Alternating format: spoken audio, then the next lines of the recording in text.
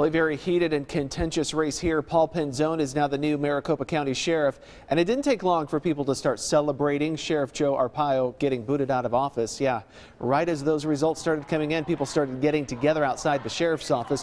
One of those signs clearly says, "Bye-bye Arpaio." This isn't the first time that this group has shut down this street.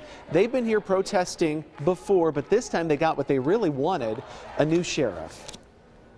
This is a very proud moment. I feel loved and by my community, and I don't feel as a single individual. I feel like we're all one at this moment.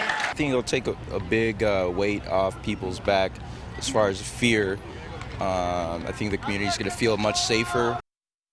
Well, as for that large inflatable Arpaio balloon that's seen carried around at different protests, it is now possible that they're going to actually send that to Arpaio. Well, this morning, Sheriff Joe releasing a statement about these results, saying it's been an honor for the last 24 years, and quote, "The people have spoken, and while Abe and I are disappointed in the results, we respect their decision. My thanks and appreciation to the people of Maricopa County for the faith and trust they put in me over the years."